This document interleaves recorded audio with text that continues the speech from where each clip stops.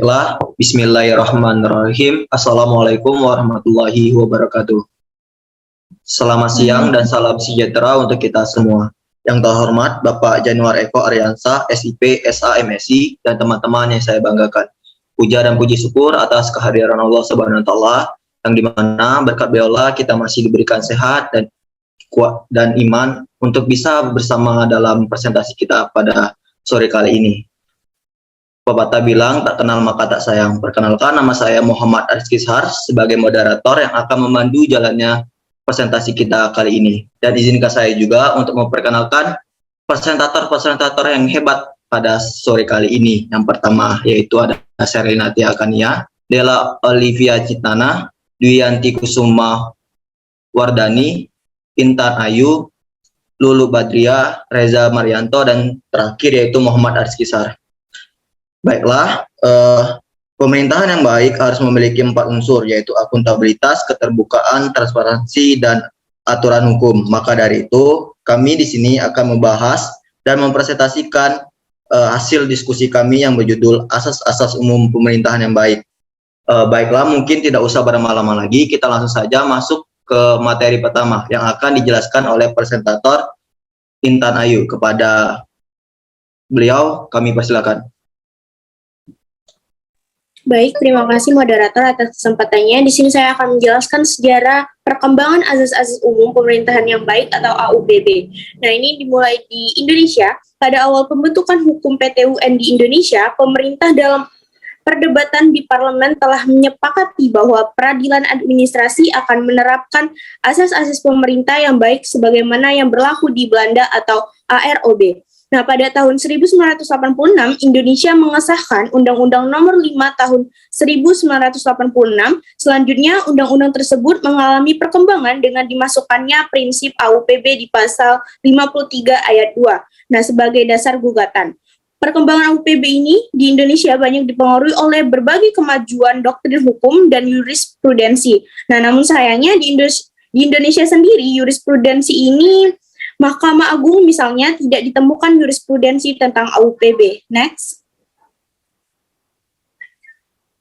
Maka dari itu, dalam berbagai putusan hakim, AUPB hanya ditempatkan sebagai pertimbangan hukum tambahan dalam memutus perkara. Dengan demikian, perkembangan AUPB dalam fungsinya sebagai alat bagi hakim untuk menguji atau menilai keabsahan tindakan penyelenggara pemerintahan dan sebagai alat kontrol untuk mencegah tindakan-tindakan administrasi. Pengesahan Undang-Undang AP 2014 diharapkan mampu mendorong pengakuan dan penerimaan AUPB sebagai norma hukum yang harus dijadikan dasar oleh penyelenggara pemerintahan dalam menjalankan suatu wewenang dan sekaligus menjadi sarana bagi warga negara untuk menggugat apabila menemui suatu penyelenggara pemerintahan yang menyimpang serta menjadi dasar bagi hakim dalam memutus suatu perkara. Sekian penjelasan dari saya kembalikan ke moderator. Baiklah, terima kasih kepada Intan Ayu. Materi selanjutnya yang akan dijelaskan oleh Lulu Badria. Kepada Lulu, waktu dan tempat kami persilakan. Baik, terima kasih banyak moderator atas kesempatannya. Selanjutnya, definisi asas-asas umum pemerintahan yang baik atau AUPB. Menurut WJS Purwadarminta, pengertian asas adalah yang pertama, dasar, alas, fondamen, misalnya batu yang baik untuk asas rumah. Yang kedua, suatu kebenaran yang menjadi pokok atau tumpuan berpikir atau berpendapat dan sebagainya. Misalnya, bertentangan dengan asas-asas hukum pidana, pada asasnya saya setuju dengan usul saudara. Yang ketiga, cita-cita yang menjadi dasar atau perkumpulan negara dan sebagainya. Misalnya, membicarakan asas tujuan perserikatan. Selanjutnya di sini ada definisi asas-asas umum pemerintahan yang baik atau AUPB menurut Jazim Hamidi. Beliau memberi pengertian tentang asas-asas umum pemerintahan yang baik antara lain yang pertama itu AUPB merupakan nilai-nilai etik yang hidup dan berkembang dalam lingkungan hukum administrasi negara. Yang kedua, AUPB berfungsi sebagai pegangan bagi para pejabat administrasi negara dalam menjalankan fungsinya, merupakan alat uji bagi hakim administrasi dalam menilai tindakan administrasi negara, atau yang berwujud penetapan atau best checking, dan sebagai dasar pengajuan gugatan bagi pihak penggugat. Yang ketiga, sebagian besar dari AUPB masih merupakan asas-asas yang tidak tertulis atau masih abstrak dan dapat digali dalam praktik kehidupan di masyarakat. Yang terakhir, sebagian asas yang lain sudah menjadi kaidah hukum tertulis dan terpencar dalam berbagai peraturan hukum positif. Terima kasih moderator, saya kembalikan kepada moderator.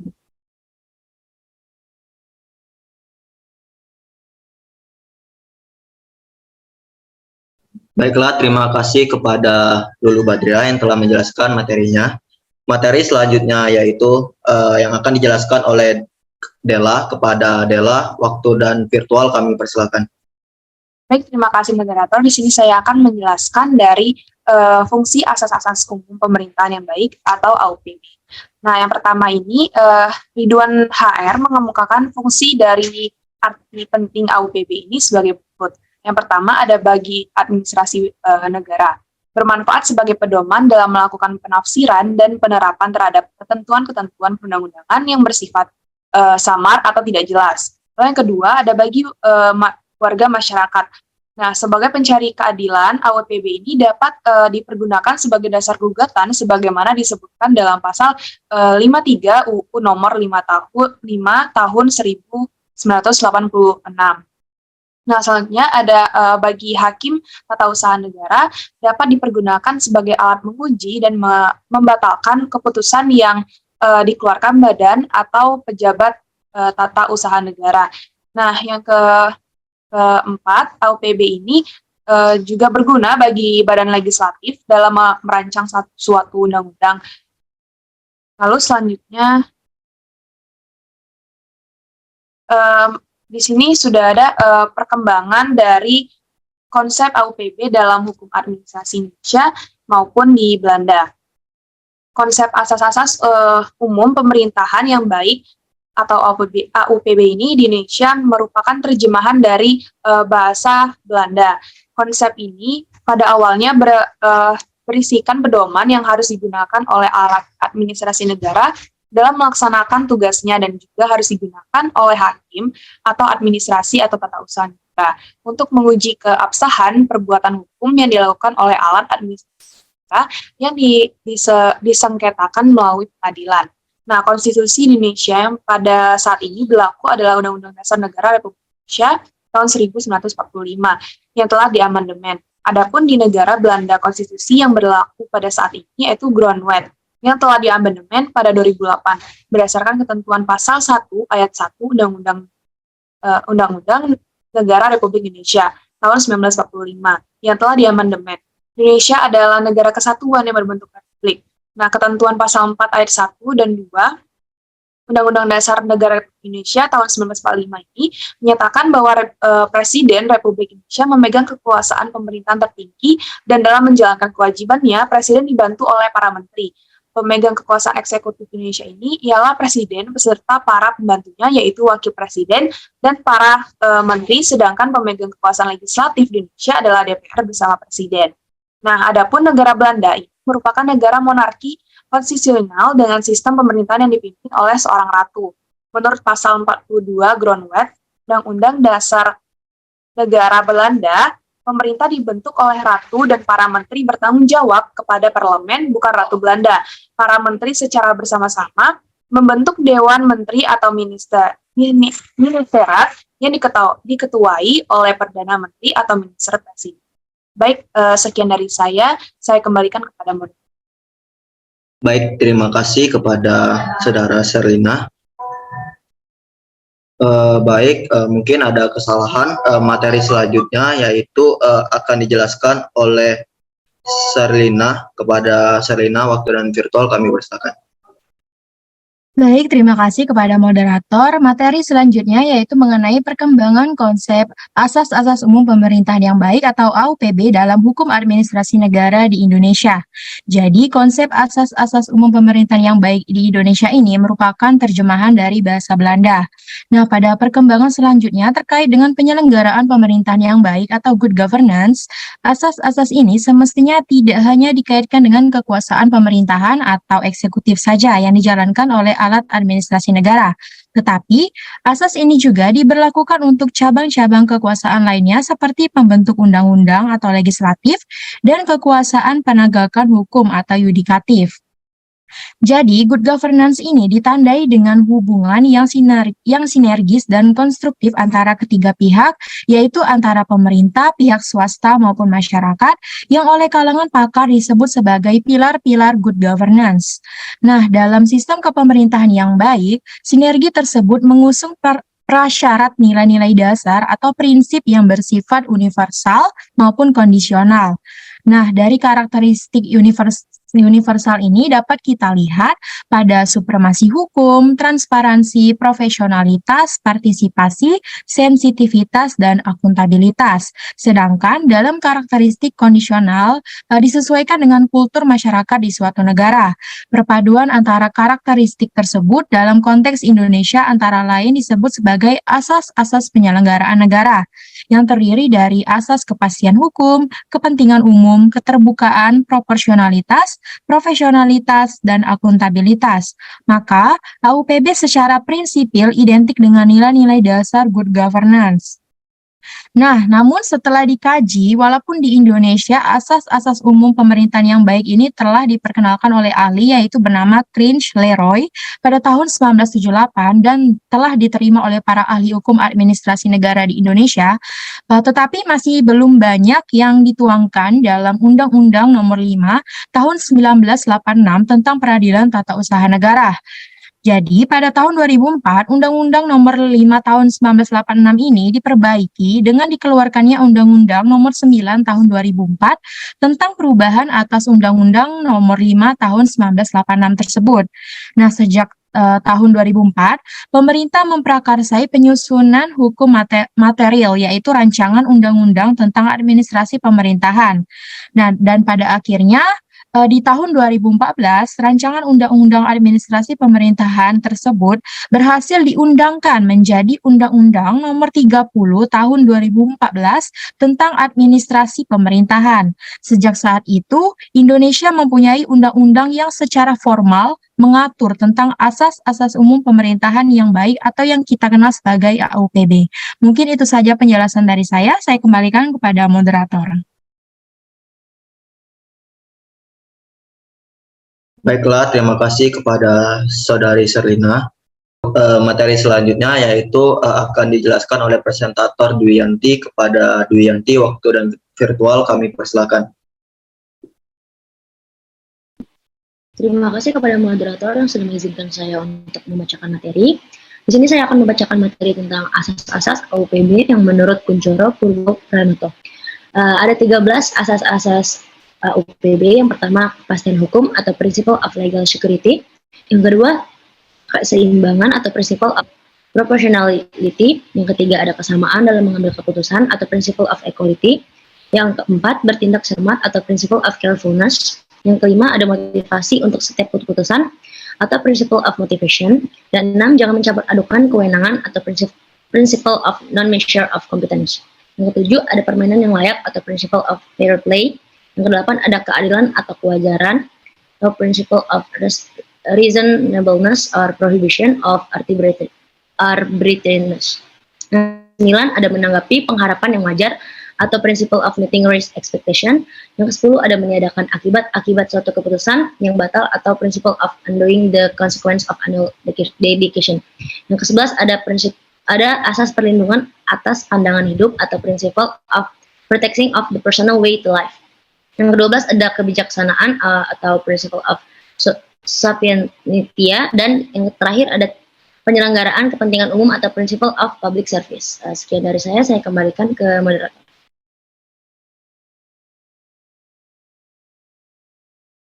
Baiklah, terima kasih kepada Saudari Dwi Yanti. Materi terakhir yaitu akan dibacakan oleh presentator Reza Marianto. Kepada Reza, waktu dan virtual kami persilakan. Baiklah, terima kasih moderator atas kesempatannya. Di sini saya akan memaparkan materi tentang perkembangan konsep asas-asas umum pemerintahan yang baik dalam hukum administrasi negara Belanda. Di Belanda, AUPB untuk menjadi norma hukum tertulis dikembangkan melalui putusan-putusan hakim atau jurisprudensi. Bahkan setiap 5 tahun jurisprudensi dikodifikasikan dan diverifikasi dalam peraturan perundang-undangan tertulis. Hakim-hakim di sana dalam menjatuhkan putusan terikat pada peraturan perundang-undangan yang telah dibuat secara tertulis oleh badan pembuat undang-undang. Di Belanda berlaku asas legalitas dan positivisme hukum dalam konotasi yang baik. Di dalam perkembangan asas umum pemerintahan yang baik di Nederland, Henk Eding mengemukakan secara umum semua lembaga pemerintah dilibatkan dalam pengembangan asas tersebut. Pada bulan Juni tahun 2009, Kementerian Dalam Negeri dan Hubungan Kerajaan mengeluarkan sebuah kode etik untuk pemerintahan yang baik dan masyarakat yang demokratis, yang berisikan tentang prinsip-prinsip atau asas-asas yang berkaitan dengan penyelenggaraan pemerintah dan administrasi publik yang baik. Berisikan prinsip tersebut, yang pertama itu keterbukaan dan integritas, yang kedua itu adalah partisipasi, yang ketiga hubungan yang baik dengan masyarakat, yang keempat efektivitas dan efisiensi, yang kelima adalah legitimasi, yang keenam kemampuan untuk belajar dan peningkatan diri, dan prinsip yang ketujuh adalah pertanggungjawaban. Next slide. Lanjut ke rumusan AUPB dalam berbagai peraturan perundang-undangan Indonesia. Yang pertama, ketetapan MPR RI tentang penyelenggaraan negara yang bersih dari korupsi, kolusi, dan nepotisme. Yang kedua adalah Undang-Undang Nomor 28 Tahun 1999 tentang penyelenggaraan negara yang bersih dari korupsi, kolusi, dan nepotisme. Yang ketiga itu adalah Undang-Undang tentang Peradilan Tata Usaha Negara. Yang keempat adalah Undang-Undang tentang Pemerintahan Daerah. Yang kelima adalah Undang-Undang tentang Pelayanan Publik. Yang keenam adalah Undang-Undang tentang Administrasi Pemerintahan. Sekian dari saya kembalikan kepada moderator. Baiklah, terima kasih kepada Saudara Reza Marianto. Mungkin itu saja materi dari kelompok kami. Sebelum saya tutup, izinkan saya untuk membacakan kesimpulan pada sore kali ini. Perkembangan AUPB di Indonesia banyak dipengaruhi oleh berbagai kemajuan doktrin, hukum, dan jurisprudensi. Yang kedua, konsep asas-asas umum pemerintahan yang baik berkaitan langsung dengan sikap tidak pemerintah serta pertanggungjawaban terhadap tindakan mereka dalam menjalankan pemerintahan. Asas-asas ini menjadi dasar dan pedoman dalam penyelenggaraan pemerintahan yang layak. Yang ketiga, asas-asas umum pemerintahan yang baik yang dapat diterapkan dalam pelaksanaan pelayanan publik, yakni asas kepastian hukum, asas kepentingan umum, asas keterbukaan, asas kemanfaatan, asas ketidakberpihakan atau tidak diskriminatif, asas kecermatan, asas tidak menyalahgunakan kewenangan, asas pelayanan yang baik, asas ketertiban penyelenggaraan negara, asas akuntabilitas, asas proporsionalitas, dan asas keadilan. Dan yang terakhir yaitu dengan undang-undangnya, Undang-Undang Nomor 28 Tahun 1999 tentang penyelenggaraan negara yang bersih dan bebas dari KKN. AUPB di Indonesia didefinisikan dalam pasal 3 dirumuskan sebagai asas umum penyelenggaraan negara. Mungkin itu saja pembacaan kesimpulan dari saya. Saya Muhammad Azkisar sebagai moderator. Apabila ada salah kata saya mohon maaf. Kepada Allah sama yang ampun. Unzur maqala wa la tanzur maqala. Wassalamualaikum warahmatullahi wabarakatuh.